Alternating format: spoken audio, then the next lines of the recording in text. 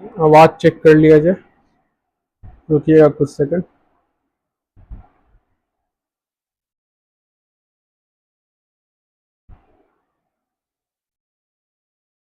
आवाज शायद अब ठीक है मेरे ख्याल से। एक मिनट।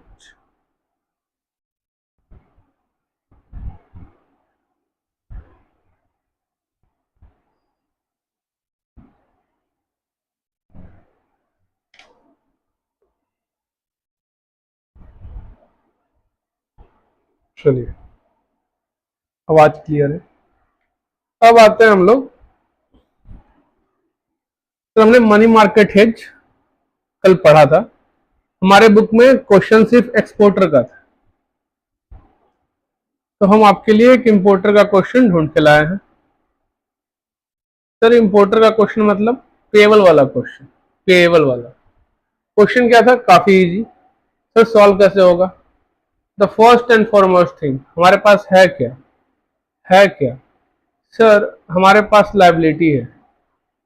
क्या चीज का लायबिलिटी है? क्या चीज का लायबिलिटी है बताइएगा। सर हमारे पास लायबिलिटी है कि हमको पे करना है पाउंड 1 लाख। कब पे करना है? कब पे करना है? सर 3 महीने बाद पे करना है। तो हम क्या लिख लेंगे? Pound 1 lakh payable after 3 month. Sir create क्या करना है? Create asset. ऑब्वियस सी बात है। एसेट क्यों क्रिएट कर रहे हैं सर? एसेट इसलिए क्रिएट कर रहे हैं, एसेट इसलिए क्रिएट कर रहे हैं कि जब ये एसेट हमको मिलेगा मिलेगा तो उससे हम अपना जो भी हम लायबिलिटी था वो पे कर देंगे। तो हम एसेट क्या क्रिएट करेंगे सर? हम एसेट क्रिएट करेंगे pound 1 lakh receivable after 3 month. Sir ये एसेट हम कैसे क्रिएट कर सकते हैं? Through investment. सर क्या इन्वेस्ट करें? क्या 1 lakh pound? Sir 1 lakh pound, आज कितना पाउंड इन्वेस्ट करेंगे कि 1 लाख हो जाएगा? आज कितना पाउंड इन्वेस्ट करेंगे कि 1 लाख हो जाएगा? सर पाउंड का डिपॉजिट रेट 5% है, तो हम मान लेते हैं सर कि अगर एक्स अमाउंट इन्वेस्ट करें, एक्स अमाउंट इन्वेस्ट करें तो एक्स अमाउंट 5 महीने बाद हो जाना चाहिए। तो सर एक्स इंटू 1+0.05% जो है अपना, ये 12 महीने का है, तो 3 महीने का क्या होगा? इक्वल्स टू 1 लाख होना चाहिए आंसर। तो सर क्या इन्वेस्ट करे वो एक्स है, तो X equals to 1 lakh divide by, एक बार कर लीजिएगा, क्या कर लीजिएगा, 0.05 डिवाइड बाई 12 इंटू 3, 1.0125 से डिवाइड करें तो हमको वो अमाउंट मिल जाएगा जो हम आज इन्वेस्ट करेंगे। आज इन्वेस्ट करेंगे लेकिन 3 महीने बाद कितना हो जाएगा वो? 1 लाख पाउंड। तो आज क्या इन्वेस्ट करेंगे? तो आज इन्वेस्ट करेंगे sir 1 lakh divide by 1.0125। Sir आज 98,765.43 पाउंड इन्वेस्ट करना पड़ेगा। तो आज 98,765.43 पाउंड इन्वेस्ट करना पड़ेगा। पर ये सर मेरे पास तो है ही नहीं। सर मेरे पास है क्या? मेरे पास है अपना करेंसी। सर मेरा अपना होम करेंसी इस क्वेश्चन में क्या है? मेरा अपना होम करेंसी इस क्वेश्चन में रुपी है। रुपी है, ठीक है, इंडियन इंपोर्टर है, तो अपना होम करेंसी क्या होगा? रुपी। आजा, आज इन्वेस्ट करना होगा, पर ये तो है नहीं, है नहीं ना मेरे पास। मेरा होम करेंसी क्या है? मेरा होम करेंसी रुपी है सर, मेरे पास ये है। तो कितना रुपया लगेगा इसको बाई करके इन्वेस्ट करने के लिए? कितना रुपया लगेगा इसको बाई करके इन्वेस्ट करने के लिए? ठीक है, तो उसको कहेंगे कन्वर्ट। कन्वर्ट करेंगे क्या जानने के लिए? कितना रुपया लगेगा ये खरीद के इन्वेस्ट करने के लिए? कितना रुपया लगेगा ये खरीद के इन्वेस्ट करने के लिए? समझ गए? लेकिन सर मेरे पास रुपया भी नहीं है, तो हम रुपया क्या करेंगे? क्वेश्चन सॉल्व करने टाइम अज्यूम करना मेरे पास कुछ होता ही नहीं है, ठीक है। तो पहले सर निकालते हैं कितना रुपया लगेगा। तो आज का सर स्पॉट रेट क्या है? आज का स्पॉट रेट सर 2 दिया हुआ है, देख रहे हैं, बिड और आस्क। और करना क्या है सर हमको? सर हमको पाउंड बाई करना है। इस क्वेश्चन में क्या है, ये बाई करना है सर हमको पाउंड 98,765.43 बाई करना है। तो मैंने क्या बताया था, अगर पाउंड बेस करेंसी होता तो करना क्या था, बाई करना था। तो बेस करेंसी बाई क्या होगा, आस्क रेट। आस्क रेट क्या है 86। 86 तो इसका यूज होगा। कभी भी बिड आस्क आ जाए कुछ नहीं करना है, करना क्या है ये निकालना है, किस अमाउंट के साथ करना है ये पता करना है, और उसका डिनोमिनेशन क्या है, पाउंड है, डॉलर है, यूरो है, क्या है ये पता करना है। ठीक है, किस अमाउंट को कन्वर्ट करना है और उसका डिनोमिनेशन क्या है ये पता करना है। ठीक है, तभी हमें 98,000 को कन्वर्ट करना है, और वैसे बात इसको तो कन्वर्ट करना नहीं है, इसको कन्वर्ट करना है। सर पाउंड अगर बेस करेंसी होता तो बेस करेंसी बाई करना है सर, आस्क रेट। तो कितना रुपया लगेगा, सिंपल टर्म में कहे सर तो रुपया जो लगेगा 98,765.43 इंटू 86 इक्वल्स टू कितना रुपया लगा, निकालिए। पाउंड ही बेस करेंसी है तो अब ऐसा बात है 86 से मल्टीप्लाई होगा। सर इतना रुपया चाहिए, कितना सर, 84,93,827 रुपए चाहिए, काम खत्म। पर ये भी तो है नहीं मेरे पास, तो क्या करेंगे, रुपी 84,93,827 बोरो करेंगे। जरा लिखिए, borrow rupee this at the rate what, India का रेट क्या है, इंडिया का रेट क्या है सर, इंडिया का बोरोइंग रेट क्या है देखिएगा सर, इंडिया का बोरोइंग रेट 12% है, तो at the rate 12% for 3 month. समझ गए? तो अब क्या होगा, कुछ नहीं। अब सर आफ्टर 3 मंथ क्या होगा वो निकालना है। आफ्टर 3 मंथ क्या होगा, तो आफ्टर 3 मंथ ऑब्वियस सा बात है, ये इन्वेस्ट कर देंगे, इन्वेस्ट कर देंगे इस तरह से। सर ये मिलेगा उससे तो इसका पेमेंट हो जाएगा, जो लायबिलिटी था अपना वो तो काम खत्म, वो लिख लेगा एक लाइन में। ठीक है, investment receive pound 1 lakh, liability payable pound 1 lakh, set of हो गया। पर बचा क्या, ये जो बोरो किए थे ये तो पे करना होगा ना सर, यही पेमेंट होगा। तो कितना होगा सर ये पेमेंट, तो ये हो जाएगा 84,93,827 इंटू 1 प्लस 12%। सर 12 महीना का है तो 3 महीना का क्या होगा। ठीक है, तो निकालिए, ये है इंटू कर दीजिए कितना से, 1.4 12 3 बचेगा ना, तो 1.03 से। सर ये हमारा आउटफ्लो हुआ कितना, 87,48,641, 87,48,641, कहानी खत्म। इतना ही करना था। तो अगर सर एक्सपोर्टर का क्वेश्चन था तो हमने क्या किया था, वहां पे सर हमने पहले बोरो किया, कन्वर्ट किया, इन्वेस्ट किया। यहाँ इन्वेस्ट किया, कन्वर्ट किया, बोरो किया। ये चीज रटने से अच्छा है पता होना क्यों कर रहे हैं, क्यों सीक्वेंस फॉलो कर रहे हैं इस तरह से, दोनों केस में सीक्वेंस उल्टा क्यों है। इन्वेस्ट तो बेसिकली सबसे लास्ट में ही हो रहा है इस केस में भी, पहले तो सर बोरो करेंगे, बोरो करेंगे, बोरो क्या करना है पहले वो पता करेंगे। तो फर्स्ट स्टेप तो ये होना चाहिए था कि बोरो क्या करेंगे, फिर बोरो करके सर इसको बाय करके फिर इन्वेस्ट करेंगे।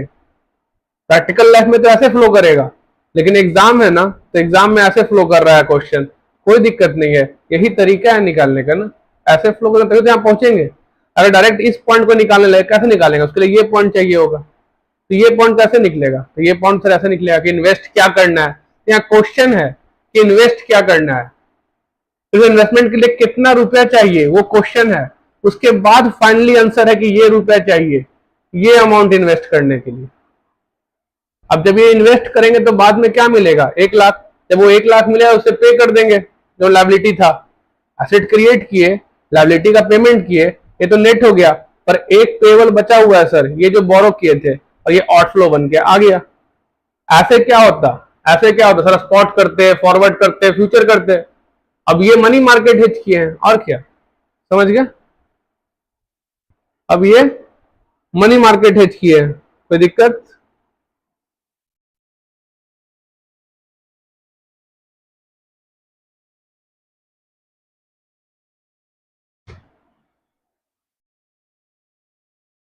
अब आते हैं हम लोग, एक मार्केट सर और बचा हुआ है, ऑप्शन। सर हमने स्पॉट कर लिया, जहां हमने कहा नो हेजिंग से कहा गया, नो हेजिंग। सर हमने फॉरवर्ड कर लिया। इसमें सर एक चीज बचा हुआ है, फॉरवर्ड कैंसिलेशन, जानेंगे उसके बारे में, अभी उस कहानी में हम लोग नहीं जाएंगे। तो सर हमने स्पॉट कर लिया, नो हेजिंग कर लिया, फॉरवर्ड कर लिया, फ्यूचर कर लिया, मनी मार्केट हेज कर लिया।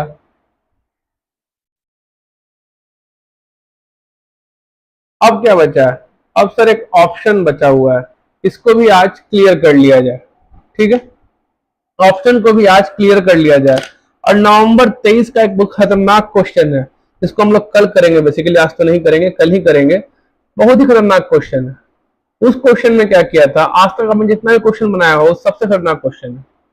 वो उल्टा पोजीशन गया था, उल्टा गया था। सर उल्टा गया था मतलब जानेंगे, पहले सीधा समझ ले, आज सीधा क्या है पहले ये तो समझ ले, फिर समझेंगे उल्टा क्या गया था उसमें, ठीक है? सर ये ऑप्शन क्या होता है, ये ऑप्शन मार्केट क्या होता है, सवाल आता है, ठीक है? तो हमें जाना था ना बाबू, इसको हटा दो यहां से। ये 4 तरह का मार्केट है, हमें पता है। सर इसमें तो कुछ नहीं है सर, इसमें एक्चुअल डिलीवरी जो होता है अपना, खरीदा बेचा जो भी बाई सेल होता है, ठीक है? आज ही होता है जो भी है, आज बाई सेल। सर फॉरवर्ड पढ़ा था, बाई सेल नहीं होता है, बाई सेल ही होता है, इसी तरह से होता है। बस ये है कि सर फ्यूचर डेट पे होता है और एक फिक्स रेट पे होता है, इसमें भी कोई दिक्कत नहीं था, ठीक है? एक फ्यूचर पड़ा सर, यहाँ पे कुछ नहीं सर, यहाँ एक मार्केट होता है जो अपना प्राइस खुद निकालता है, ठीक है? अपना प्राइस खुद निकालता है, बाई का भी सेल का भी, ठीक है? अपना प्राइस खुद निकालता है, इससे डिराइव करता है प्राइस, बेसिकली इसे डेरिवेटिव कहलाता है। पर उसका अपना प्राइस होता है, अपना प्राइस होता है, अपने बाइंग प्राइस को अपने सेलिंग प्राइस से कंपेयर करता है, अपने सेलिंग प्राइस को अपने बाइंग प्राइस से कंपेयर करता है। ये इससे कंपेयर नहीं करता है, ये इससे कंपेयर नहीं करता है, समझ गए? ध्यान रखना, क्यों इसी लाइन बोल रहा हूं, क्यों लाइन बोल रहा हूं। अब तक जितना क्वेश्चन सॉल्व किया होगा, दिया हुआ होगा 3 महीने बाद फ्यूचर रेट क्या हुआ, हर क्वेश्चन दिया होगा 3 महीने बाद स्पॉट रेट ये हुआ, 3 महीने बाद फ्यूचर रेट ये हुआ, या 6 महीने बाद स्पॉट रेट ये हुआ, 6 महीने बाद फ्यूचर रेट ये हुआ। इसका मतलब क्या होता है कि फ्यूचर सर अपना प्राइस रखता है, उसके पास अपना अपना रेट है, सब कुछ वो इस पे निर्भर नहीं है। हाँ, इससे अपना प्राइस डिराइव करता है कि वो बाइंग प्राइस क्या होगा, वो सेलिंग प्राइस क्या होगा, वो ड्राइव करता है, पर इस पर डिपेंडेंट नहीं है इसके प्राइस पे। ये ध्यान रखना, बहुत इंपॉर्टेंट चीज है। फ्यूचर ऑप्शन में यही सबसे पहला डिफरेंस है, सबसे पहला डिफरेंस है, सबसे पहला डिफरेंस यही है फ्यूचर ऑप्शन के बीच में, समझे? अब समझो, ये सर अपना करता था, यहाँ पे सर गेन लॉस होता था, जो भी है बस वही चीज मिलता था। और उसके बाद हम लोग जो काम है स्पॉट में ही होता था, स्पॉट मार्केट में ही जाके सारा चीज काम होता था, ठीक है? स्पॉट मार्केट में ही जाके फिर सारा चीज होता था। जो एक्चुअल में हमको, जो एक्चुअल में फॉरेन करेंसी हमको बाय या सेल करना था, वो स्पॉट मार्केट में ही होता था, ठीक है? अगर गेन हो गया तो हमको स्पॉट मार्केट से कम पड़ता था, वही अगर लॉस हो गया तो हमको स्पॉट मार्केट से भी महंगा पड़ता था फ्यूचर, समझ में आया? अगर हमको गेन होता था फ्यूचर मार्केट में तो क्या होता था, स्पॉट मार्केट से सस्ता पड़ता था कॉन्ट्रैक्ट। क्यों? क्योंकि स्पॉट में तो आउटफ्लो तो होना था या इनफ्लो तो होना था, उसमें गेन जुड़ जाता, या आउटफ्लो था तो गेन माइनस हो जाता, तो स्पॉट से कम होता। लेकिन सर अगर लॉस होता था, वही उल्टा जाता था, लॉस होने पे क्या होता था सर, अगर आउटफ्लो था तो और आउटफ्लो बढ़ जाएगा, और सर अगर गेन था, मैंने अगर इनफ्लो था सर, वो इनफ्लो घट जाएगा, लॉस माइनस होकर के, समझ में आया? तो स्पॉट मार्केट से फायदेमंद तभी होता था फ्यूचर अगर गेन हो, अन्यथा स्पॉट मार्केट से नुकसानदेह होता था फ्यूचर अगर लॉस हो, समझ गए? इसका अपना प्राइस रहता था सब कुछ। अब आते हैं ऑप्शन में। अब सबसे इंपॉर्टेंट चीज जो आता है, एक सेकंड रुक जाइएगा।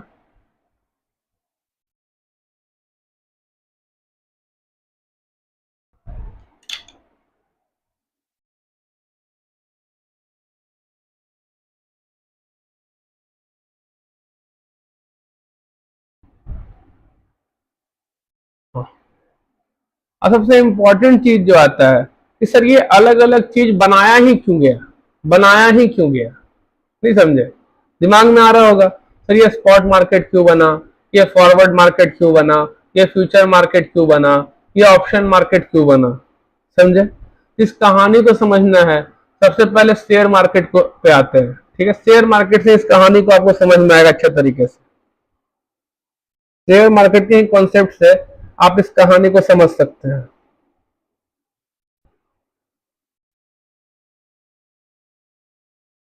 कैसे, आइए देखिए, बहुत ही इंटरेस्टिंग कहानी है। अगर इस कहानी को सुन लीजिएगा, समझ लीजिएगा, आपको कभी दिक्कत ही नहीं आएगा। जब मैं नेक्स्ट चैप्टर पढ़ाने वाला हूं डेरिवेटिव, उसके लिए भी कहानी जरूरी है। समझिए कहानी कैसे बना। अब ये कहानी सही है या गलत है इससे फर्क नहीं पड़ता मुझे, और ये कहानी और कॉन्सेप्ट को याद रखने में कामयाब होती है तो ज्यादा फायदेमंद है। कॉन्सेप्ट तो याद रखना है हमें। सबसे पहले तो आई कंपनियां, ठीक है। ये आया कंपनी ए, ये आया कंपनी बी, ये आया कंपनी सी, ठीक है।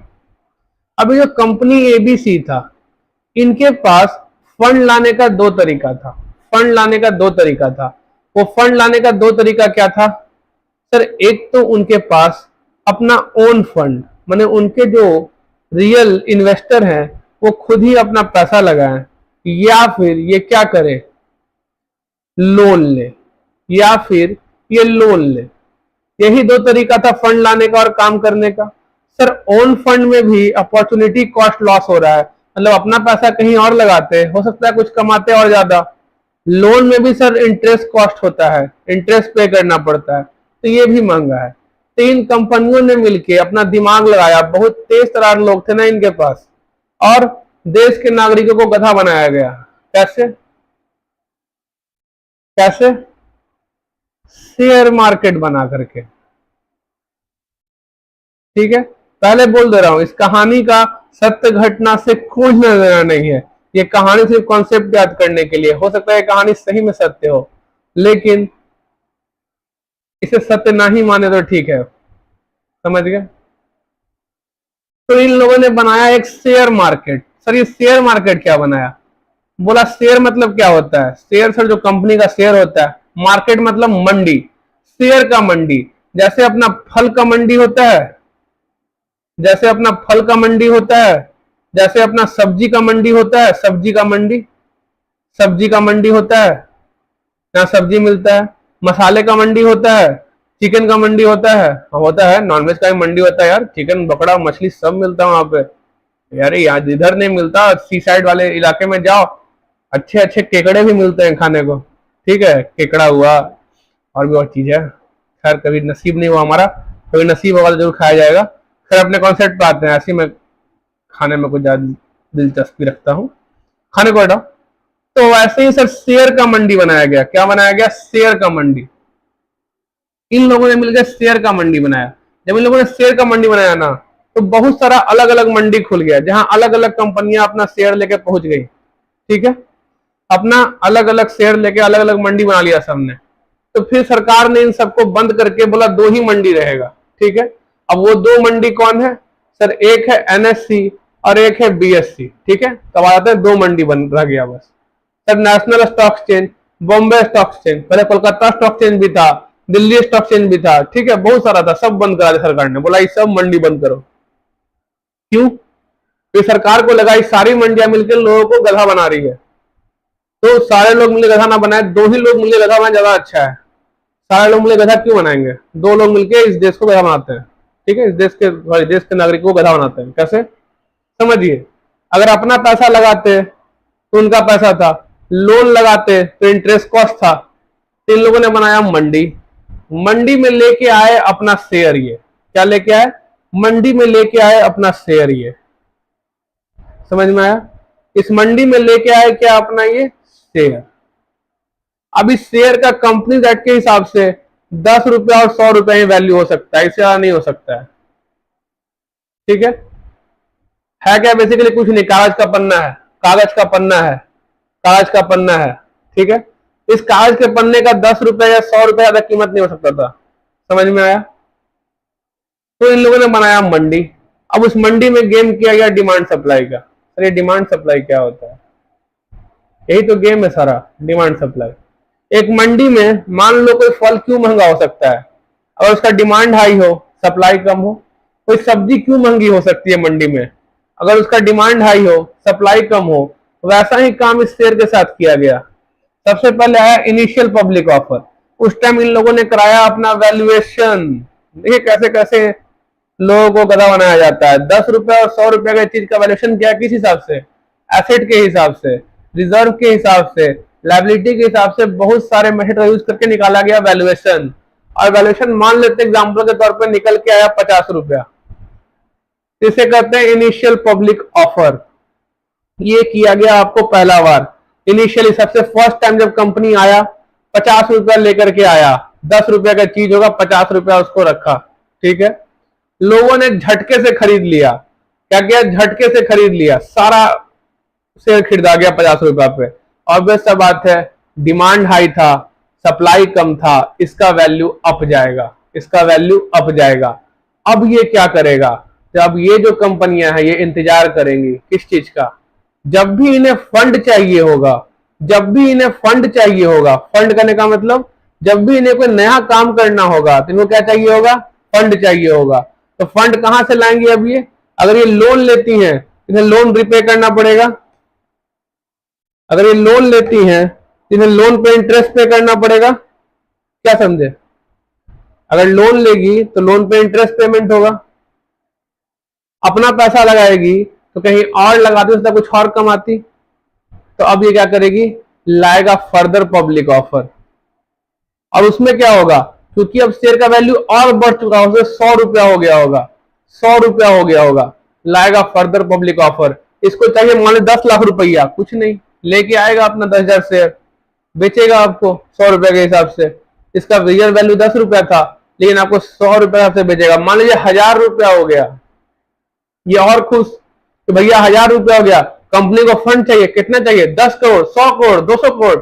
लाने यार शेयर इशू करते हैं, शेयर इशू करेंगे, ये लोग खरीदेंगे। कौन खरीदेंगे? ये गधे खरीदेंगे। ये गधे खरीदने के बाद क्या करेंगे? अपने आप को जो और तेज तरह गधे हैं उनसे देखो वो कमाया तो मैं क्यों नहीं कमाऊंगा। कहां से कमाओगे? ये डिमांड सप्लाई का गेम है, कोई तो हारेगा तभी तुम जीतोगे, ध्यान रखना।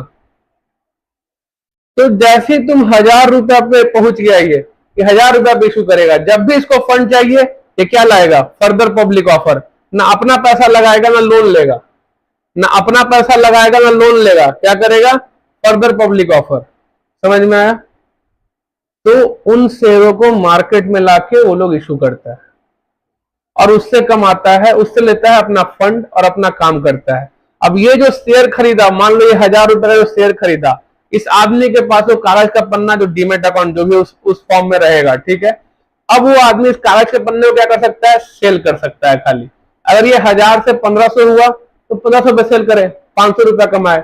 इसको डिविडेंड देने का कंपनी एक्ट के हिसाब से क्या है? मन होगा कंपनी का तो देगी, नहीं मन होगा कंपनी का डिविडेंड नहीं देगी, ध्यान रखना। तो हुआ क्या? सब डिमांड सप्लाई का खेल है।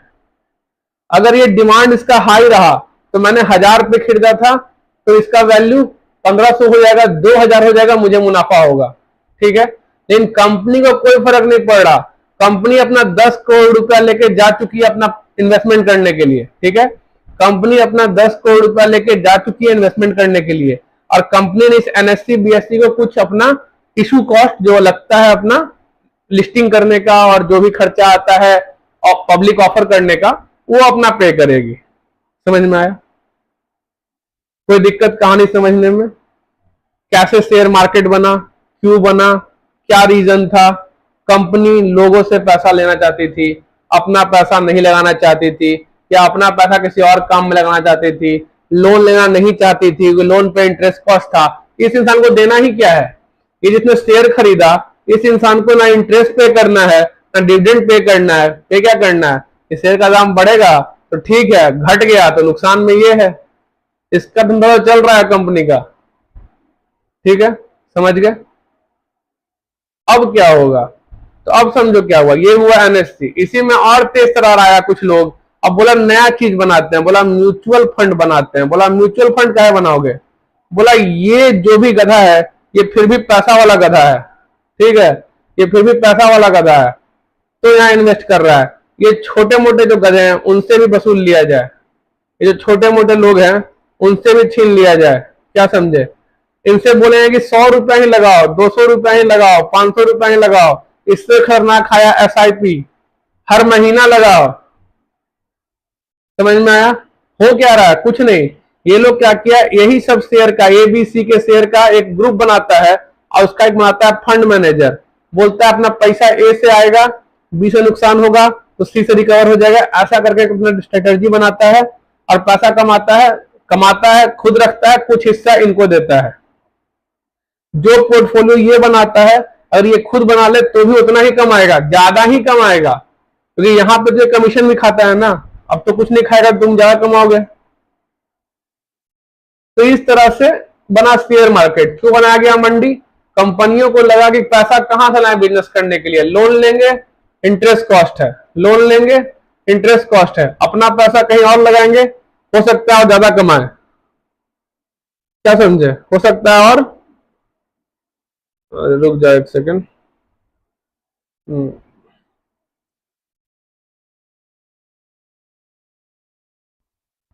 हो सकता है और ज्यादा कमाए। सर ये तो सर हो गया आपका स्पॉट मार्केट, ये समझ में आ गया सर क्यों खुला। अब समझिए, ये था स्पॉट मार्केट का कहानी, जहां शेयर था, जहां कंपनियां थी, जहां कुछ एसेट था रियल मायने में, ठीक है, या फिर फॉरवर्ड मार्केट, दोनों इसी में कवर है, ठीक है, इसी कहानी के पीछे दोनों का कॉन्सेप्ट है। इसके बाद आया फ्यूचर मार्केट। वो किस लिए आया? तो NSE और BSE जो थे, दो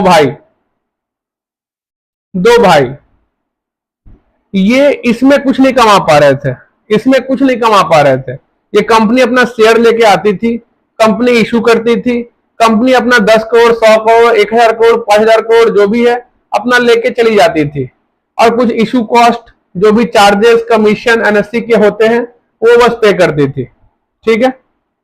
इससे NSE को कोई फायदा नहीं। तो NSE और BSE दोनों भाई ने सोचा कि यार हमें तो इसमें कोई फायदा हो नहीं रहा, बस हमें कमीशन और चार्जेस मिलते हैं, तो हम क्या करें, हम खिलाएंगे जुआ, हम खिलाएंगे सट्टा, और उसको नाम देंगे कि आप लोग दिमाग लगा रहे हैं। दिमाग कुछ नहीं लगा रहे हैं, ठीक है, ये सट्टा है, ये जुआ है। जुआ को क्या नाम दिया? तो जुआ को दो नाम दिया गया, एक नाम दिया गया फ्यूचर और एक नाम दिया गया ऑप्शन। दोनों में फर्क क्या था? दोनों में फर्क क्या था? तो फ्यूचर वाले जुए में कहा उन्होंने, फ्यूचर वाले जुए में कहा कुछ पैसा ही लगाओ और जुआ खेल लो, पूरा नहीं खरीदना है, 10,000 शेयर खरीदना है, 1000 शेयर खरीदना है। स्पॉट मार्केट में जाओगे 10 लाख रुपया लगेगा, हमको 1 लाख देके ही खेल लो। बोला 1 लाख देके ही 10,000 उतना बड़ा जुआ खेल ले? बोला हाँ, 1 लाख देके ही तुम 1 करोड़ का जुआ खेल लो। बोला कैसे? कुछ नहीं, जो गेन और लॉस होगा ना उसका जुआ खेलेंगे खाली। अगर गेन होगा तुमको दे देंगे, 1 लाख में जोड़ देंगे गेन को, और लॉस होगा तो 1 लाख में माइनस कर लेंगे। आया समझ में? तो ये खिलाया गया जुआ फ्यूचर मार्केट में। ये तो फिर भी ठीक था, लोगों ने जुआ खेलना अच्छा महसूस किया कि चलो ठीक है, यहाँ पे तो फिर भी 10 लाख रुपया लगता, यहाँ पे तो 1 लाख में ही जुआ खेल रहे हैं। और ऑब्वियस सा बात है, मान लो कि अगर 10 लाख शेयर का पोजीशन लेता हमने, 10 लाख रुपया का, तो अगर नुकसान होता तो 10 लाख वाले 9 लाख हो जाता, यही ना होता? पोजीशन वही था, 10 से 9 हो जाता, यही ना होता? मान लो 1 लाख का नुकसान हो गया, यहां पे क्या हुआ, हमने 1 लाख रुपया लगा के ही यही वाला गेम खेल लिया, नुकसान हुआ ये बस जीरो हो जाएगा। 10 लाख का गेम हमने 1 लाख लगा के ही खेल लिया, कैसे? यही तो फ्यूचर है। बोलता है कुछ नहीं, गेन और लॉस का खाली बात होगा। अगर यही 11 लाख हो जाता तो ये क्या करता, 1 लाख और मतलब इसको 2 लाख रुपया मिल जाता। तो खाली हम लोग ऐसे भी शेयर क्यों होल्ड कर रहे हैं? हम लोग शेयर इसीलिए होल्ड कर रहे हैं ना कि अप्रिसिएट करे, अगर बाय पोजीशन है तो। वही अगर सेल पोजीशन है तो डिप्रिसिएट करे, यही लोग शेयर हेल्ड कर रहे हैं। यहां बोला कुछ शेयर हेल्ड मत करो, बस जुआ खेलो गिरने बढ़ने पे। अगर बढ़ गया मतलब बाय पोजीशन है, बढ़ गया, गेन होगा दे देंगे, सेल पोजीशन है, बढ़ गया, लॉस होगा ले लेंगे, तुम्हारे पैसे काट लेंगे। इसी 1 लाख पे तुम 10 लाख का पोजीशन लेके खेलो ना यार, खाली गेन लॉस पे हम लोग कहानी करेंगे। आया समझ में? अब यहां पे दोनों चीज था, गेन भी था, लॉस भी था, ठीक है, और यहां एक बड़ा अमाउंट फिर भी जाता था। लोगों को दुखी हुआ कि भाई ये वाला जुआ उतना मजा नहीं आ रहा, तो बोला ऑप्शन लाते हैं। बोला ऑप्शन ये कैसा है? बोला इसमें तुमको और मजा आएगा, खाली गेन होगा तभी आना, लॉस होगा तो भाग जाना, लॉस होगा तो भाग जाना, लॉस होगा तो रन। लॉस होगा तो भाग जाना, लॉस होने पे नहीं आने का, खाली गेन होगा तो आना, गेन होगा तुमको दे देंगे, ठीक है, गेन होगा तुमको दे देंगे। कब? अगर तुम होल्डर हो, होल्डर हो, ध्यान रखना, दो वर्ड आएगा, होल्डर और राइटर, समझेंगे इसके बारे में। अगर तुम होल्डर हो, गेन होगा तो दे देंगे, लॉस होगा तो भाग जाना। पर ऐसा जुआ खेलने के लिए आज तुमको कुछ देना होगा और उसका नाम होगा प्रीमियम, और ये जो पैसा दोगे ये तुमको वापस नहीं मिलेगा, और ये 1 लाख नहीं 10,000 ही देना होगा। आया समझ में? 1 लाख नहीं 10,000 ही देना होगा, पर ये वापस नहीं होगा। अगर गेन हुआ तो अगर तुमको 11,000 का गेन होगा तब 1,000 रुपए तुमको फायदा होगा, एक तरह से समझो। विदेश तो पड़ जा चुका है, वापस मिलेगा नहीं। यहाँ पे क्या था, ये 1 लाख तुम्हारा ही था। अगर तुमको नो गेन नो लॉस होता तो भी तुमको 1 लाख रुपए वापस करना था फ्यूचर मार्केट को, 1 लाख रुपया वापस करता तुमको। अगर गेन होता तो 1 लाख प्लस वापस करता, पर इस केस में 10,000 टोटली खत्म हो जाएगा। ये जैसे ही दोगे ये प्रीमियम के नाम से खत्म हो जाएगा। किसको मिलेगा? राइटर को मिलता है ये पैसा। क्यों? क्योंकि वो एक जुआ खेल रहा है तुम्हारे साथ। कैसा? कि गेन होगा तुम उससे वसूलने जाओगे और लॉस होगा तो भाग जाओगे। मतलब इस राइटर का सर जो लॉस है वो अनलिमिटेड है। क्यों? तो जितना इसको गेन होगा ये भागे भागे आएगा, पर लॉस होगा तो भाग जाएगा। समझ में आया? तो राइटर का लॉस जो होता है अनलिमिटेड होता है, लेकिन गेन क्या है सर राइटर का? ये 10,000 रुपया। तो सर गेन तो फिक्स है राइटर का? हाँ, राइटर का गेन फिक्स है, लॉस फिक्स नहीं है। समझ में आया? और जो होल्डर है, होल्डर का लॉस फिक्स है, कितना भी लॉस होगा तो यही ना होगा, जैसी और लॉस होगा ये भाग जाएगा, जैसी लॉस हुआ पोजीशन में भाग जाएगा। आया समझ में? तो फ्यूचर मार्केट तो फिर भी अपना रेट निकाला था, ऑप्शन मार्केट सीधा जुआ खिलाता है स्पॉट मार्केट के रेट पे, सीधा स्पॉट मार्केट के रेट पे, सीधा स्पॉट मार्केट पे जुआ खेलता है। जैसे मान लो जुआ खेलता है इंसान, सचिन 100 रन मारेगा, एग्जांपल दे रहा हूं, खेलता नहीं है कोई, ठीक है, जेल भिजवाओगे मुझे एक दिन। सचिन 100 रन मारेगा, ठीक है, तो सचिन ने अगर 100 रन मार दिया तो ठीक है, तुमको पैसा दे दिया जाएगा। लेकिन अगर सचिन ने 100 रन नहीं मारा तो तुम हार जाओगे। ये ऐसा है। वैसे यहाँ पे होता है, मान लेते एक शेयर है एबीसी लिमिटेड कंपनी का, तो हम जुआ क्या खेलेंगे ऑप्शन में कि एबीसी लिमिटेड कंपनी का शेयर जो है 512 रुपया होगा, 512 रुपया होगा। अगर 512 हुआ तो मेरा नो गेन नो लॉस है। सर 550 हुआ तो हमको सीधी कितना गेन हो गया? 550 माइनस 512 कितना हुआ बताओ? 30 और 8 38 रुपया हो गया, 38 रुपया का गेन हो गया। लेकिन सर ये 38 रुपया गेन से फर्क नहीं पड़ा ना सर, ये 10,000 तो हम पहले ही दे चुके हैं, तो कम से कम वहां पोजीशन भी कितना शेयर का होगा? 10,000 शेयर का होगा, तो 38,000 गेन हो गया। सर 38,000 रुपया गेन हुआ, 10,000 लगाया तो 28,000 नेट गेन हुआ। आया समझ में? तो सीधा जुआ खेलता है उसके ऊपर, और यहां पैसा कमाता है ये दोनों भाई, यहां पैसा कमाता है ये दोनों भाई। समझ में आया? तो ये जो फ्यूचर और ऑप्शन लाया गया, ये लाया गया किसके लिए? ये लाया गया एनएससी बीएससी के द्वारा और भी लोगों के द्वारा, कि हम जो जुआ खेले माने हम कैसे पैसा कमाए। ये तो स्पॉट मार्केट में शेयर बेचता था, लेके भाग जाता था पैसा, यहाँ तो खाली कुछ देता नहीं था। तो हम पैसा कैसे बनाए? बड़ा बड़ा बिल्डिंग है हमारा, बहुत सारे एम्प्लॉय काम करते हैं, हम पैसा कैसे बनाए? तो इसी के शेयर पे जुआ खेल के बनाएंगे।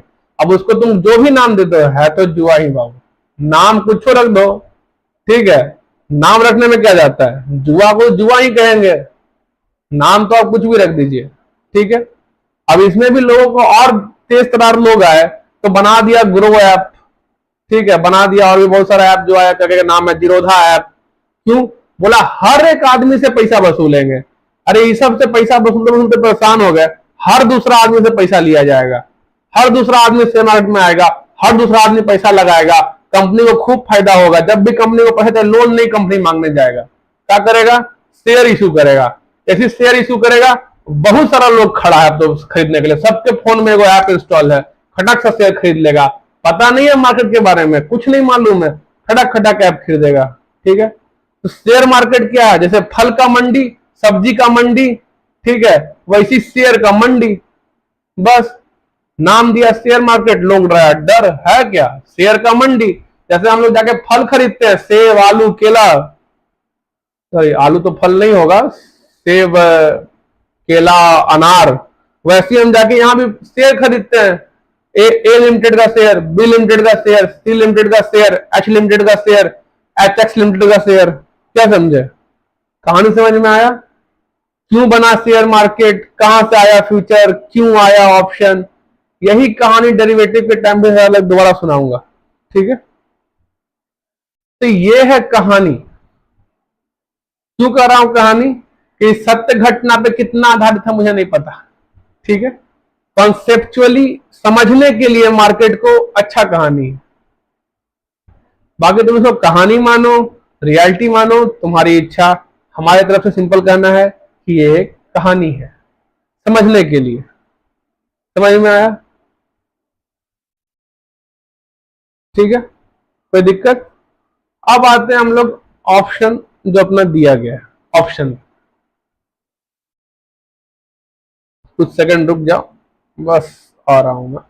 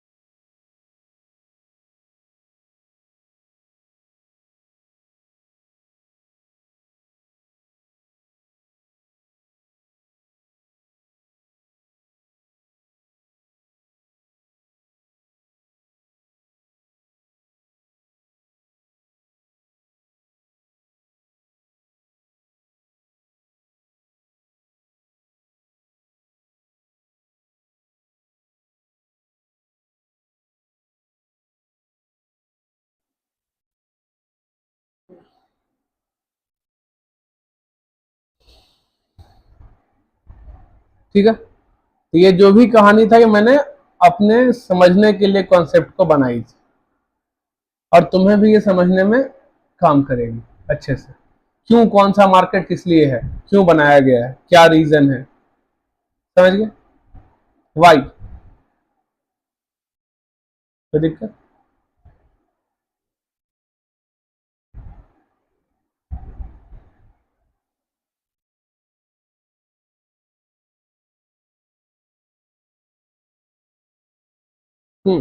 ऑप्शन। अब देखो, ऑप्शन में क्या होता है? ऑप्शन में होता है बाबू दो आदमी।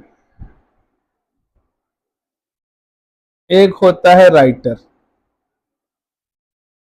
तो ये राइटर कौन होता है? मान लो ये है एनएससी बीएससी, मान सकते हो। राइटर वो पर्सन है, राइटर वो पर्सन है, राइटर वो पर्सन है जो बेसिकली ऑप्शन के लिए प्रीमियम रिसीव करेगा। जो प्रीमियम लेगा वो राइटर है। जो जुआ खिलाएगा वो राइटर है। क्या समझे? तो जुआ खिलाएगा वो राइटर है। कोई दिक्कत? और एक होता है होल्डर।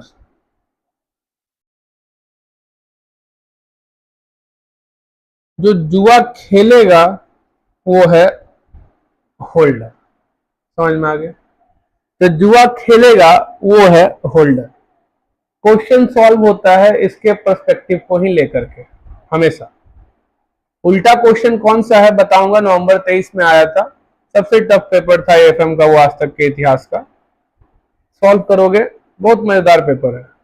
आईसीआई फेल करना चाहे तो कैसे फेल कर सकता है, वो पेपर उसका लाइव एग्जांपल है। वैसा ही देखना, उस टाइम इंटरनेशनल टैक्स अलग से पेपर था सिलेक्ट करने के लिए, कैसे ऐसे फेल करता है, तो वो पेपर देखो नवंबर 23 का ही, इंटरनेशनल टैक्स। 14 पन्ना का पहला क्वेश्चन समझ में आया। नवंबर 23 में पता नहीं आईसीआई को क्या हुआ था, सारे पेपर वैसे ही थे। चलो आते हैं अपने क्वेश्चन पे। ये राइटर है, ये जुआ खिलाता है, ये होल्डर जुआ खेलता है। यहाँ पे दो चीज होता है, एक होता है कॉल, एक होता है पुट। सर कॉल का मतलब क्या है, ये एक राइट होता है। राइट मतलब अधिकार, अधिकार काची का, बाय करने का, और बाय कुछ करेगा नहीं। सेटलमेंट क्या होगा, गेन लॉस, जैसे फ्यूचर में था गेन लॉस, वैसे ही यहाँ पे ये क्या होता है सर, राइट। ये क्या राइट होता है, ये होता है राइट टू सेल, बेचने का अधिकार, बेचने का अधिकार। पोजीशन क्या है सर, पोजीशन ये डिटरमाइन करेगा, बाई और सेल, बाई और सेल। बाई में क्या बताया था, ऊपर गया तो फायदा, नीचे गया तो नुकसान। सेल में क्या बताया था, नीचे गया तो फायदा, ऊपर गया तो नुकसान। मैंने जो भी रेट फिक्स होगा कॉल में और पुट में, उससे अगर ऊपर गया तो होल्डर को फायदा, नीचे गया तो होल्डर भाग जाएगा, नुकसान तो झेलना नहीं है उसको, लॉस में तो होल्डर भाग जाएगा। तो नियम ही है, क्यों, क्योंकि उसके लिए इसने इसको प्रीमियम दे रखा है, और ये प्रीमियम ये वापस करेगा नहीं, ये प्रीमियम ये वापस करेगा नहीं। सर गेन कब होगा, गेन तब होगा जब प्रीमियम से ज्यादा गेन हो जाएगा। अगर प्रीमियम ने 10 रुपया दिया है तो कम से कम गेन 11 रुपया होगा, तो मुझे 1 रुपया का फायदा होगा।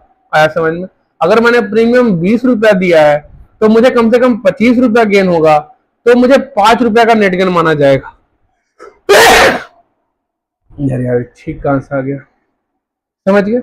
ये प्रीमियम वापस नहीं करेगा, लेके बैठ जाएगा और सोचेगा ही, क्या सोचेगा कि लॉस हो जाए, लॉस हो जाए, लॉस हो जाए। क्यों, जैसे ही लॉस होगा ये भाग जाएगा, तो इसको बस प्रीमियम का गेन हो जाएगा। लेकिन अगर इसको गेन हो गया तो ये भागे भागे आएगा और बोलेगा ला पैसा दे, और इसका गेन क्या है, अनलिमिटेड है। जो भी प्राइस फिक्स किया है दोनों, ठीक है, उस प्राइस से अगर बाई पोजीशन है, ऊपर गया, ऊपर गया, मतलब प्राइस फिक्स किया 20 रुपया, 21 रुपया, 22 रुपया, 23 रुपया, 24 रुपया, 25 रुपया, 26, 30, 40, 50, 60 रुपया अगर पहुंच गया तो गेन है। समझ में आ गया। नीचे गया तो लॉस। वही अगर सेल होता, मान लो 20 रुपया सेट किया तो 18 रुपया हो गया, 17 रुपया हो गया, 16 रुपया हो गया, तो गेन है, तो गेन है। अन्यथा अगर ऊपर रहे 21, 22, 23, 24 तो लॉस है। तो पोजीशन यहां पर है, समझ गए। पोजीशन कहां है, यहां पर है।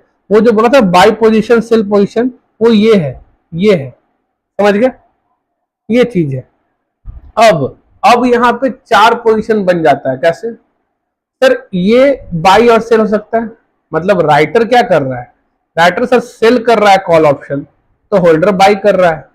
तो पोजीशन क्या क्या बन गया सर, हो सकता है कि हम राइटर बन जाए, कभी हो सकता है हम होल्डर बन जाए।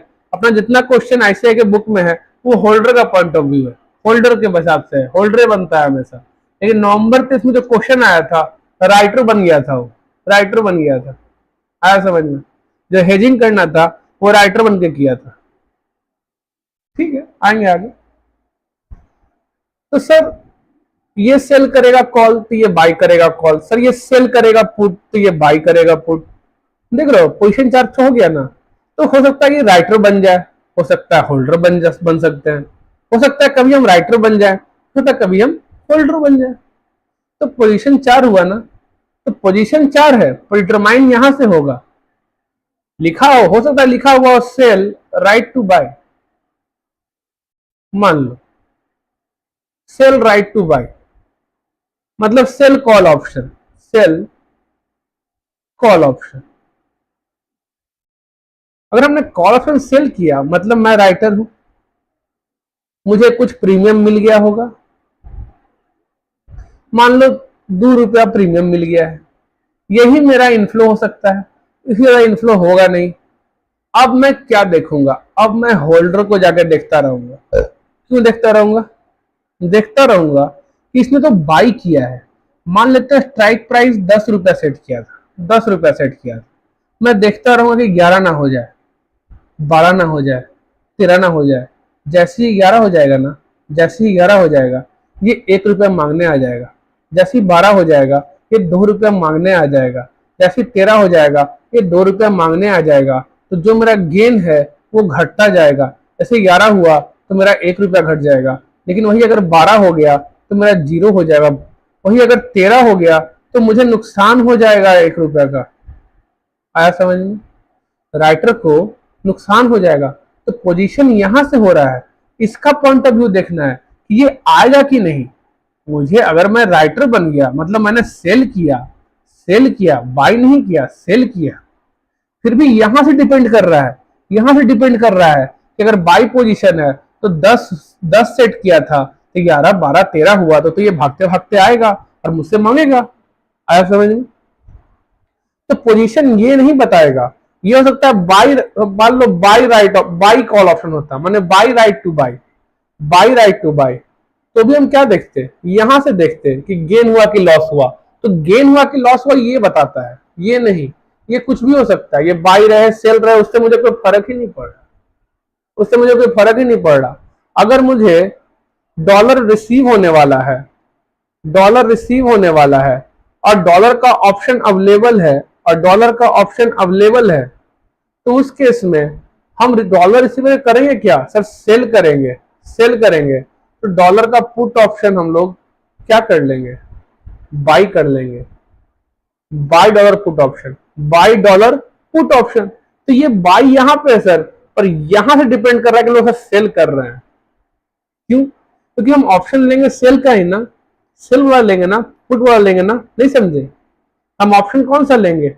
सेल वाला लेंगे ना। ये पोजीशन क्या, उससे क्या फर्क पड़ रहा है? हम बाई ही लिख रहे हैं, बाई डॉलर पुट ऑप्शन ये लिखा हमने। लग रहा है कि हमने बाई किया, जबकि सर सिंपल है सर, डॉलर रिसीव होगा, सेल करना है हमको। तो बेसिकली हमने बाई नहीं किया है, हमने सेल ही किया है। राइट खरीदा है खाली सेल करने का, खरीदा राइट है सेल करने का, लेकिन सेल ही किया है ना। अधिकार क्या है? वो सेल है। समझ गए? अब जब वो नीचे गिरेगा तो फायदा होगा। सेल ऑप्शन क्या कहा था? नीचे गिरेगा तो फायदा होगा। पोजीशन क्या है? पोजीशन ये होता है, पुट है कि कॉल, ये पोजीशन है। कॉल है कि पुट? वो बाई कर रहे हैं कॉल कि सेल कर रहे हैं कॉल, बाई कर रहे हैं पुट कि सेल कर रहे हैं पुट, उससे फर्क नहीं पड़ रहा है। होल्डर बन रहे हैं कि राइटर बन रहे हैं, उससे फर्क नहीं पड़ रहा। फर्क किससे पड़ेगा कि वो ऑप्शन कौन सा है, कॉल है कि पुट है। अगर कॉल है तो बढ़ने में फायदा, गिरने पर नुकसान। पुट है तो गिरने पर नुकसान, गिरने में फायदा, बढ़ने पर नुकसान, गिरने में फायदा, बढ़ने पर नुकसान। कहानी खत्म। लेकिन किसके पॉइंट ऑफ व्यू से? होल्डर के पॉइंट ऑफ व्यू से। अगर होल्डर को गेन हुआ तो राइटर को क्या होगा? लॉस। होल्डर का गेन, राइटर का लॉस। समझ में आया? होल्डर का लॉस हुआ तो राइटर को गेन होगा। कैसे? राइटर को प्रीमियम बच गया, नहीं कुछ पे करना पड़ेगा उसको, प्रीमियम तो रख ही लिया था, वो भाग जाएगा वो। क्या समझे? तो ये जो बाई है या सेल पुट ऑप्शन है, इससे कोई फर्क ही नहीं पड़ रहा। ये वाला पोजीशन है। डॉलर पुट ऑप्शन क्या हुआ है? सेल हुआ है। डॉलर पुट ऑप्शन क्या हुआ है? सेल हुआ है। समझ गए? तो इसका गेन लॉस निकाल सकते हो अलग से। अब एग्जाम में लोग क्या करता है, क्योंकि स्पॉट से ही कंपेयर करता है ना, स्पॉट से ही क्या करता है, ऑप्शन किससे कंपेयर करता है अपने आप को? स्पॉट से कंपेयर करता है। तो क्योंकि स्पॉट से ही कंपेयर करता है, और ऑप्शन अगर एक्सरसाइजेबल हो जाए, मतलब गेन वाला पोजीशन में पहुंच जाए, तो ऑब्वियस सा बात है ऑप्शन से कन्वर्ट करके गेन निकाल के फिर स्पॉट कन्वर्ट करके गेन को ऐड करने से क्या मतलब? डायरेक्ट ऑप्शन का यूज कर लो। कैसे? आओ क्वेश्चन देखो, दोनों तरीके से सॉल्व करेंगे, समझ में आ जाएगा। ये कहानी समझ में आया कि हम राइटर भी बन सकते हैं, होल्डर भी बन सकते हैं। मटेरियल में ज्यादातर क्वेश्चन में होल्डर ही बना है। पोजीशन ये बताएगा, ये वाला चीज पोजीशन होगा, ये नहीं कि सेल कर रहे हैं कि बाई कर रहे हैं। अब इसलिए अगर हम बाई कॉल ऑप्शन लिखते हैं तो इसका मतलब है कि हम क्या किए हैं? राइट टू बाई बाई किए हैं। ठीक है? पोजीशन क्या है? ये। अगर वही हम पुट ऑप्शन बाई करते हैं तो बाई पुट ऑप्शन है, लेकिन पोजीशन क्या है? सेल का। गिरेगा तो फायदा। समझ गए? अब देखो क्वेश्चन आओ, थोड़ा ढूंढना पड़ेगा। इसको बंद कर लिया जाए पहले तो। चलो हाँ, यहाँ पे देखो करेंसी ऑप्शन है, ये वाले क्वेश्चन। तो हमने 32 नंबर क्वेश्चन छोड़ रखा है अभी, उसमें हैशटैग लगा देते हैं, बाद में याद रहेगा। समझो कैसे सॉल्व होगा ऑप्शन। सर XYZ लिमिटेड एक इंडियन फर्म है, उसको Japanese yen 5 lakh, Japanese yen 5 lakh पे करना है। तो बाबू करना क्या है हमको? सर येन पेएबल है। सर अगर येन पेएबल है तो हमें क्या करना पड़ेगा? सर येन बाई करना पड़ेगा। सर अगर येन बाई करना है तो क्या येन का कॉल ऑप्शन अवेलेबल है? येन का कॉल ऑप्शन अवेलेबल है? अगर येन का कॉल ऑप्शन अवेलेबल नहीं है, क्या करना है? यहाँ तो बाई, क्योंकि हम हमेशा क्या बन रहे हैं? होल्डर। हम क्या बन रहे हैं? होल्डर। तो बाई येन कॉल ऑप्शन। अगर येन का सर कॉल ऑप्शन अवेलेबल नहीं है तो दूसरा करेंसी कौन है? उसका पुट ऑप्शन। तो दूसरा करेंसी रुपी ही होगा, ऑब्वियस सा बात है यहाँ पे। तो बाई रुपी पुट ऑप्शन। समझ में आया? कैसे हुआ? समझ में आया कैसे बना? सर अगर बाई पेएबल है तो हमको करना क्या है? सर येन पेएबल है, सर येन बाई करना है। सर येन बाई करना है तो येन का कॉल ऑप्शन क्या है? सर येन का कॉल ऑप्शन है तो बाई येन का कॉल ऑप्शन। अगर येन का कॉल ऑप्शन नहीं है तो भी सर बाई ही करना है, by rupee put option. Position क्या है सर? ये पोजीशन बाई का है, ये पोजीशन सेल का हो गया। तो सर अपना वहां पे था ना, अगर बेस करेंसी वाला अवेलेबल है, माने कि ये अवेलेबल है, तो sell yen future buy yen future लिखते लिखते ना, या फिर सेल रुपी फ्यूचर लिखते ना, अगर नहीं अवेलेबल है तो। दो चीज एक साथ। तो सेल रुपी फ्यूचर वो इसको डिपेंड कर रहा है, इस नाम से पुट ऑप्शन। पुट ऑप्शन ये हमेशा बाई ही रहेगा, ये हमेशा बाई ही रहेगा। देखो सेल नहीं कर सकते, राइटर बन सकते हैं, पर हमारे किसी भी क्वेश्चन में राइटर नहीं बनाया गया है, आपको हमेशा होल्डर बनाया गया है। तो राइटर बनने कंफ्यूज काहे होइएगा? राइटर बनने का इच्छा है, खाली प्रीमियम मिलेगा, खाली प्रीमियम मिलेगा और क्वेश्चन कॉम्प्लेक्स होगा। तो ये हमेशा बाई ही रहेगा। पोजीशन यहां से पता चलेगा, हमको पेबल था तो बाई करना, बाई कर लिया, कॉल ऑप्शन ले लिया। और वही अगर नहीं अवेलेबल होता, दूसरा करेंसी का पुट ऑप्शन ले लेते हैं। आया समझ में? अब जाके क्वेश्चन में देखिएगा, तो ये ऑप्शन में दिया हुआ है स्ट्राइक प्राइस ये फिक्स किया था हमने, क्या? येन 2.2125 रुपी पर रुपी, माने 1 रुपया, ये फिक्स किया था। सर मेरे पास रुपी वाला है, रुपी वाला है। सर रुपी वाला है तो पुट ऑप्शन लेंगे ना, तो ठीक है सर पुट ऑप्शन लेंगे। सर पुट ऑप्शन ये है, पुट ऑप्शन ये है। सर पुट ऑप्शन के लिए क्या बोला है? सर पुट ऑप्शन के लिए बोला है सर इतना येन का प्रीमियम लगेगा, इतना येन पर रुपी प्रीमियम लगेगा। नहीं समझे? समझ में आया? इतना रुपी पर, सॉरी इतना येन पर रुपी प्रीमियम लगेगा। अब क्या करें सर? अब सर हमको जानना है बेसिकली कि स्ट्राइक प्राइस तो ये है, कोई दिक्कत नहीं, ये हमने दे दिया सर। बाद में क्या हुआ हमको पता नहीं, बोला for excess of the balance a firm would use forward rate. अब ये क्या चीज बोला है सर? ये क्या चीज बोला है? तो देखिए ऑप्शन में क्या होता है, ऑप्शन में क्या होता है कि डाउनवर्ड राउंडिंग होता है कॉन्ट्रैक्ट साइज का, डाउनवर्ड राउंडिंग होता है कॉन्ट्रैक्ट साइज का। पर सर इस क्वेश्चन में तो कॉन्ट्रैक्ट साइज बोला ही नहीं है कहीं। क्या इस क्वेश्चन में हमें कॉन्ट्रैक्ट साइज बताया गया है? सर कॉन्ट्रैक्ट साइज तो नहीं बताया है कितना है ऑप्शन का। तो ये कॉन्ट्रैक्ट साइज क्या होता है? तो कभी भी ऑप्शन या फ्यूचर जो होता है ना, उसमें किसी भी एक शेयर का बात नहीं होता है, लॉट्स होता है, लॉट्स, कि 10,000 शेयर खरीदो, गेन लॉस का सेटलमेंट करना, खाली गेन लॉस। तो एक शेयर का गेन लॉस का थोड़े होगा, कम से कम 1,000-2,000 शेयर खरीदोगे तब ना गेन लॉस कर पाएंगे। वैसे यहाँ पे है। तो सर अब क्या करें? यहाँ सर कॉन्ट्रैक्ट साइज नहीं है, इसका मतलब एक कॉन्ट्रैक्ट 1 रुपी का है, क्योंकि रुपी का ना ऑप्शन है, रुपी का ना ऑप्शन है, तो एक कॉन्ट्रैक्ट 1 रुपी का है।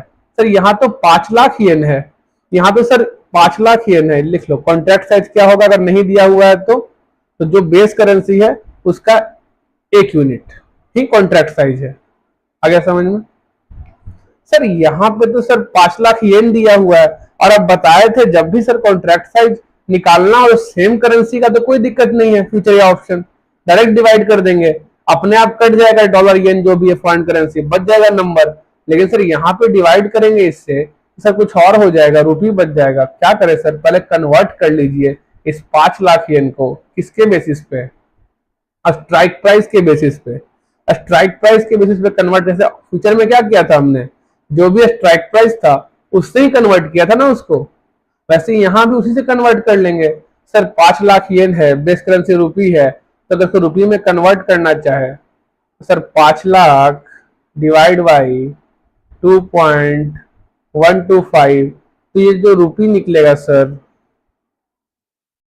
5 लाख डिवाइड बाई 2.125, सर 2,35,294.111176470,588। ठीक है।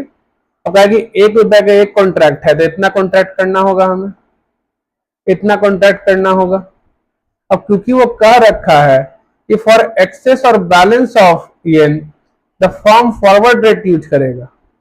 ठीक है, फॉरवर्ड रेट यूज करेगा, ऑप्शन नहीं यूज करेगा। कहने का मतलब राउंडिंग में कितना बचा है सर, लिख लेते हैं हम लोग, कॉन्ट्रैक्ट साइज राउंड करेंगे तो 2,35,294। इसके लिए जो कॉन्ट्रैक्ट करेंगे, अगर 2,35,294 के लिए कॉन्ट्रैक्ट करते हैं सर, सिर्फ 2,35,294 के लिए कॉन्ट्रैक्ट करते हैं तो कितना येन के लिए कॉन्ट्रैक्ट हो गया सर, 2,35,294, 2,35,294 गुने 2.125, 2.125 सर इतना के लिए तो हमारा कवर हो गया, खैर टोटली कवरिंग हो गया। ठीक है, ये शायद क्वेश्चन थोड़ा, 1 सेकंड रुक जाइएगा, 33 नंबर है ना।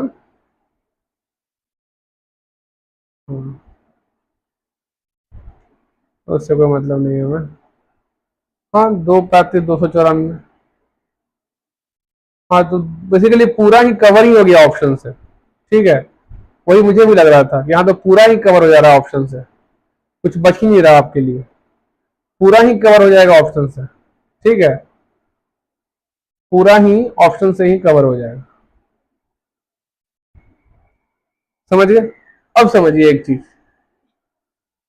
ये क्वेश्चन आपको सर मेरे ख्याल समझा मैंने, इससे आपको क्लैरिटी नहीं आएगा, एक अच्छा क्वेश्चन ढूंढने दीजिए, उससे आपको क्लैरिटी आएगा, इससे क्लैरिटी नहीं आएगा। वो क्वेश्चन तब है जब आप समझ चुके हैं थोड़ा अच्छा तरीके से ऑप्शन को, कोई ढंग का क्वेश्चन हो ऑप्शन का तो उससे समझना ज़्यादा ठीक रहेगा।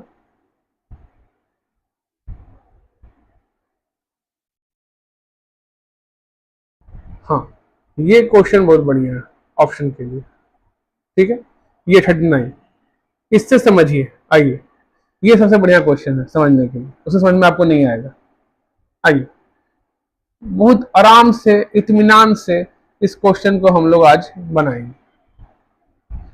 बोला यूएस फर्म है, विल नीड इतना पाउंड इन 180 डेज, मतलब सर, मतलब ये है सर कि डॉलर 3 लाख पेएबल है। ये क्या है सर, यही हमारा एक्सपोजर है। एक्सपोजर क्या है सर, पाउंड 3 लाख पेएबल इन 180 डेज।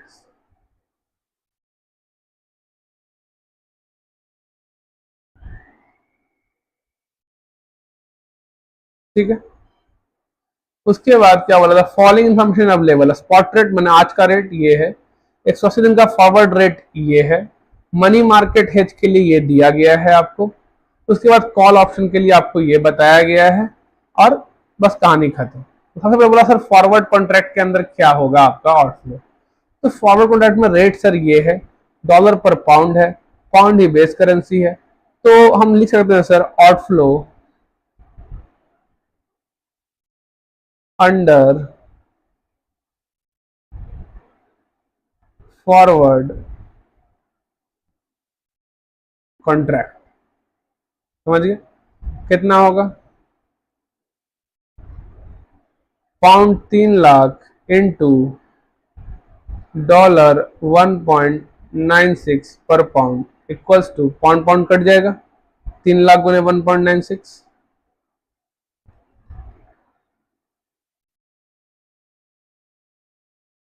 सर डॉलर 5,88,000 का आउटफ्लो होगा अगर हम लोग फॉरवर्ड कॉन्ट्रैक्ट लें। अब आते हैं मनी मार्केट हेज में क्या होगा, सर मनी मार्केट हेज में तो outflow under money market hedge निकालते हैं, outflow under money market hedge. मेरे पास है क्या सर, मेरे पास लायबिलिटी है। क्या लायबिलिटी है सर, पाउंड 3 लाख पेएबल इन 180 डेज। सर हम क्रिएट क्या करेंगे, हम क्रिएट करेंगे एसेट। वो एसेट क्या होगा sir, pound 3 lakh receivable in 180 days. Sir एक एसेट क्रिएट कैसे होगा, इन्वेस्ट करके। सर इन्वेस्ट क्या करे, तो let the amount invested be X, ऐसा मान ले। तो मान लीजिए let the amount invested be X, क्योंकि एक्स अमाउंट ही इन्वेस्ट करेंगे ना। देन एक्स जो इन्वेस्ट किए into 1 plus interest rate. Interest rate क्या है, आपको क्या चाहिए, इन्वेस्टमेंट करना है, कहाँ करना है, पाउंड में। पाउंड में उसका डिपॉजिट रेट क्या है 4.5%, तो 0.045। अब काहे कि 180 डेज है तो डिवाइड बाई 2 कर सकते हैं इसको, क्या सीधी इक्वल्स टू पाउंड 3 लाख। यही ना होगा, अगर एक्स अमाउंट इन्वेस्ट करे तो वो 6 महीना बाद x amount at the rate 4.5% for 6 month. ठीक है, तो एक्स अमाउंट इन्वेस्ट कर 3 लाख हो जाएगा, तो वो एक्स क्या होगा, तो सर एक्स होगा 3 लाख 1, तो निकालिए थोड़ा सा, 0.045 डिवाइड बाई 2 प्लस 1 1.0225 1.0225। तो क्या इन्वेस्ट करें सर, इन्वेस्ट करेंगे 3 लाख डिवाइड बाई 1.0225। सर 2,93,398, 2,93,398 ये इन्वेस्ट करेंगे। Sir pound 2,93,300, rounding off upward कर दीजिए 399। सर ये इन्वेस्ट कहां से करें, है ही नहीं मेरे पास, तो बोरो करना होगा। अपना होम करेंसी क्या है सर, अपना होम करेंसी डॉलर है सर, तो कन्वर्ट कर लेते हैं पहले डॉलर में कि कितना डॉलर लगेगा, तो कितना डॉलर लगेगा, कन्वर्ट इन डॉलर। तो सर कितना डॉलर लगेगा, तो आज का स्पॉट रेट क्या है उसी से ना कन्वर्ट करेंगे। तो आज का स्पॉट रेट क्या है, आज का स्पॉट रेट क्या है सर 2 रुपया, तो डॉलर 2 रुपया पर पाउंड है, तो इंटू ही होगा, ऑब्वियस सा बात है, इंटू कर दीजिए आपको मिल जाएगा। इसी में 2 इंटू कर दीजिए ना, 586,797। ठीक, राउंडिंग कर लिया हमने 798। अब ये क्या करना पड़ेगा, बोरो क्या, dollar 586,798 eight the rate, dollar का बोरोइंग रेट क्या है, डॉलर का बोरोइंग रेट क्या है 5.5%। ये सब पर एनम है, ध्यान रखिएगा, पर एनम ही अज्यूम करना है आपको, लिखा भले ही ऐसे है पर एनम ही देता है एसीआई ज्यादातर ज्यादातर। ठीक है, eight the rate 5.5% for 6 month, तो कितना हो जाएगा, तो निकाल लीजिए सर। 0.055 डिवाइड बाई 2, सर 1.0275, तो 586,798, सॉरी बोरो हो गया 6 मंथ के लिए। पेएबल क्या होगा, पेएबल आफ्टर 6 मंथ, मैं उस पॉइंट को छोड़ दे रहा हूं कि ये 3 लाख मिलेगा वो पे होगा, वो लाइन बस लिख देना है कि 3 लाख रिसीव होगा पे होगा। ठीक है, पेएबल क्या होगा ये हो गया इंटू 1.0275, तो क्या पेबल हुआ, +1 इंटू 5,86,798।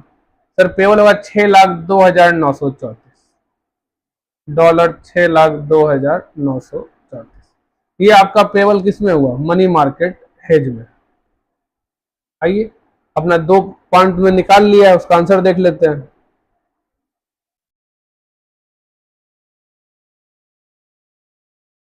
एक तो 588, no doubt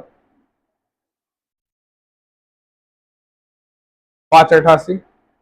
sir money market hedge में 6,02,934। अब इसका थोड़ा बहुत ऊपर नीचे होगा राउंडिंग के कारण, कन्वर्ट किया 1.287 081 लिया, ठीक है, हमने 293 ले लिया। क्यों, क्या गलती हुआ हमसे, वो फिर ईयर डेट में फर्क किया होगा, वो 365 बाय कुछ किया होगा। अच्छा यहाँ पे देखिए, इसको पर एनम ने 6 मंथ ही माना है, 6 मंथ ही मान लिया है, ठीक है, 6 मंथ ही मान लिया है, ध्यान रखिएगा। जब भी 6 मंथ मानेगा तो आंसर कुछ और ही आएगा। ये ऐसे ही करता है गलती, ये ध्यान रखिएगा, इस गलती से आप कुछ नहीं कर सकते। वो कभी पर एनम मानेगा वही चीज को, लिखेगा 3 मंथ इंटरेस्ट रेट दिस, बोलेगा 6, ये 3 महीने का नहीं 12 महीना का था पर एनम। अब कभी तो क्या करेगा, लिखेगा सिंपल, उसको मान लेगा पर एनम, तो उसको मान लेगा नॉर्मल, ठीक है, नॉर्मल मान लेगा, तो उसके कारण आंसर डिफर किया है, बाकी सॉल्व ऐसे ही होगा, ठीक है। अब आते हैं ऑप्शन में। सर ऑप्शन में क्या करें, सर क्या बताया था आपको, ऑप्शन में क्या करिएगा, सबसे पहले क्या लिखिएगा, सर हमको पाउंड, ऑप्शन में आइए, सर हमको पाउंड 3 लाख, क्या करना था, एक्सपोजर लिखिएगा, एक्सपोजर, एक्सपोजर क्या था, pound 3 lakh payable after 3 month. तो एक्शन क्या होगा, एक्शन क्या होगा, इसको आप फ्यूचर से, फ्यूचर जैसे था उससे भी आप याद रख सकते हैं ऑप्शन का। तो एक्शन क्या होगा, तो अगर सर पाउंड का ऑप्शन अवेलेबल होता, पाउंड का ऑप्शन अवेलेबल होता, तो सर हमको पेबल था तो बाय करना था, सर बाय वाला तो कॉल ऑप्शन है, तो pound call option, pound call option क्या करें हम, sir by pound call option. अगर नहीं अवेलेबल होता तो दूसरा करेंसी कौन है, डॉलर, तो सर बाई डॉलर, अब पोजीशन सेल हो जाएगा, तो डॉलर सेल डॉलर फ्यूचर होता है, लेकिन यहाँ पे बाई रह जाएगा दोनों साइड, पर पोजीशन यहां पर है, इससे होगा बाई डॉलर पुट ऑप्शन। अब मेरे पास अवेलेबल क्या है सर, जाके देखते हैं, जाके क्वेश्चन में हम लोग देखते हैं कि मेरे पास सर अवेलेबल क्या है। सर मेरे पास जो अवेलेबल है वो दिख रहा है कि सर हैज साइज प्राइस ये है डॉलर पर पाउंड, सर पाउंड वाला ही अवेलेबल है, पाउंड वाला ही अवेलेबल है, ठीक है। अब कॉल ऑप्शन ऑन पाउंड लिखा भी हुआ है, अगर पाउंड वाला ही अवेलेबल है तो यही ले लेते हैं। सर प्रीमियम दे रखा है, प्रीमियम $0.04 पर पाउंड, प्रीमियम $0.04 पर पाउंड, इतना प्रीमियम पे करना पड़ेगा। तो सर सबसे पहला चीज, सर ये अवेलेबल है तो ये इंटर करेंगे, ये इंटर करेंगे तो सर हमको प्रीमियम पे करना होगा। कितना प्रीमियम पे करना होगा, सर 3 लाख पाउंड के लिए अगर वो कह रहा है, अगर वो कह रहा है कि $0.04 पर पाउंड पे करना है, डॉलर 0.04 पर पाउंड पे करना है, तो प्रीमियम क्या पेबल हुआ, निकाल लीजिए।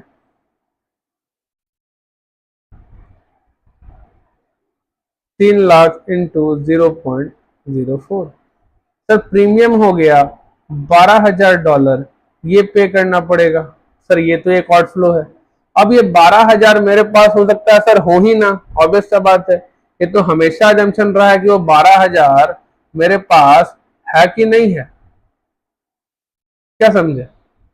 तो क्या किया जाए, तो जब भी ऑप्शन का सॉल्व कर रहे हैं तो वहां भी एज्यूम करिएगा कि वो 12,000 नहीं है, तो इसका मतलब सर इंटरेस्ट ऑन प्रीमियम भी होगा, हाँ ऑब्वियस सा बात है होगा। तो सर एक और चीज होगा, सर इंटरेस्ट ऑन प्रीमियम क्योंकि मेरे पास सर ये प्रीमियम पे करने के लिए तो है ही नहीं।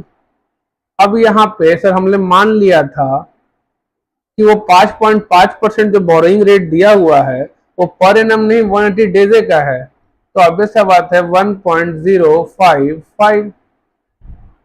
तो सर सिर्फ इंटरेस्ट का बात करें तो इंटू 0.055, प्रीमियम प्लस इंटरेस्ट का बात करें तो वो अमाउंट इतना होगा। ठीक है, प्रीमियम प्लस इंटरेस्ट एक ही बार निकाल लिया, 12,000 इंटू 1.055। सर $12, 12,660 ये हमारा होगा प्रीमियम। समझ में आया? वही देखो बच्चे 60 यहाँ जोड़ा है, 12,000 नहीं किया है। और ये कंफ्यूजिंग लग रहा है कि नहीं कॉन्सेप्ट? लग रहा है ना कंफ्यूजिंग? तो कंफ्यूज को दूर कैसे करें? सर हमने इसको अलग कर लिया, प्रीमियम और इंटरेस्ट को अलग कर लिया, कोई दिक्कत? ये मेरा सर आउटफ्लो है, कोई प्रॉब्लम? सर क्वेश्चन भी आउटफ्लो का है, ऑब्वियस सा बात है आउटफ्लो में प्लस होगा वो क्वेश्चन जो है। अब क्या होगा? तो अब हमको 3 अलग अलग रेट दे रखा है जो 180 दिन बाद होगा। ठीक है, तो अब कहा कि हमने पोजीशन क्या लिया था। अब सवाल आता है कि सर हमने कॉल ऑप्शन लिया था जो कि बेसिकली बाई पोजीशन है, ये बढ़ने पे फायदा और गिरने पे नुकसान करता है। तो अगर हमने 1.97 स्ट्राइक प्राइस रखा था तो 1.91 है, यहाँ पे भी सर नुकसान हुआ होगा। ये 1.95 है, सर यहाँ भी नुकसान हुआ होगा। और सर ये 2.05 है, यहाँ पे गेन हुआ होगा। सर यहाँ पे क्या नुकसान हुआ होगा? तो 1.91 माइनस 1.97। सर यहाँ क्या नुकसान होगा? ये डॉलर पर पाउंड है, ध्यान रखिएगा, ये भी डॉलर पर पाउंड है, ये अपने दिमाग में बैठा लीजिएगा। यहाँ पे क्या नुकसान हुआ होगा? जैसे सर हमने वहां फ्यूचर में किया था, हाँ गेन लॉस निकाल रहे हैं, गेन लॉस निकाल रहे हैं, लेकिन आपको इसी गेन लॉस को ना हम लोग कैसे ये क्वेश्चन सॉल्व करता है वो भी समझ लें। क्यों डायरेक्टली हम लोग स्पॉट का यूज कर लेते हैं ये भी समझेंगे। क्या कारण है कि स्पॉट का यूज करके भी आंसर निकल सकता था और ऐसे क्यों निकाल रहे हैं? ठीक है सर, ये क्या पोजीशन था? सर यहाँ पे 1.97, सर यहाँ पे तो लॉस है, ये क्लियर था हमें। सर यहाँ भी लॉस है, सर यहाँ पे गेन है। क्यों? क्योंकि बाई था और ये बढ़ चुका है। ठीक है, यही अगर पुट ऑप्शन रहता तो यहाँ पे गेन था, यहाँ पे गेन था, ठीक है, और यहाँ पे लॉस था। समझ में आ गया? तो क्या गेन होगा सर 3 लाख के लिए? तो इसमें 3 लाख मल्टीप्लाई कर देंगे, इसमें 3 लाख मल्टीप्लाई कर देंगे, इसमें 3 लाख मल्टीप्लाई कर देंगे। सर कितना कितना गेन आया निकालिए तो, क्या क्या गेन आया? जैसे फ्यूचर में गेन निकालते थे लॉस ऐसे निकालना है, हाँ ऐसे निकालना है, कुछ नहीं करना है। Sir 1.91 minus 1.97 into 3 lakh, sir 18,000 का लॉस हुआ। यहाँ पे क्या चीज है वो? डॉलर है कि पाउंड है? सर पाउंड तो कट गया होगा ना इससे, डॉलर है सर, डॉलर है, समझ गए? सर डॉलर 18,000 का तो एक यहाँ लॉस है। उसके बाद यहाँ पे भी निकालिए कितना लॉस है। Sir 1.95 minus 1.97 into 3 lakh, sir यहाँ पे $6,000 का लॉस है। अब यहाँ पे निकालिए 2.05 माइनस 1.97 इंटू 3 लाख, सर यहाँ पे 24,000 का गेन है। समझ गए? अब ये 18,000 के लॉस होने का प्रोबेबिलिटी क्या है? 25%। सर 18,000 गुने 25%,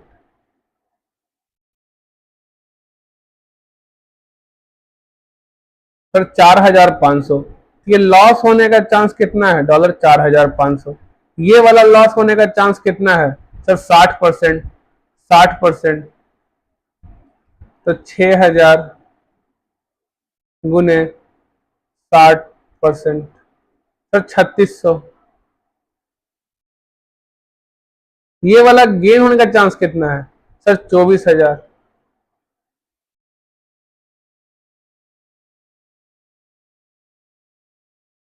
सर ये हो क्या रहा है?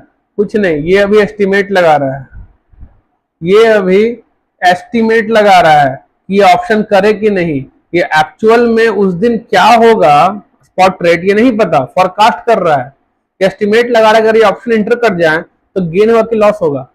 सर अगर ऑप्शन इंटर कर जाए तो दिख रहा है कि आपको $4500 का लॉस हो जाएगा।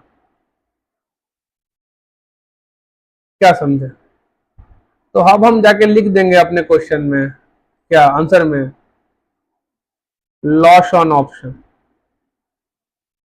कितना $,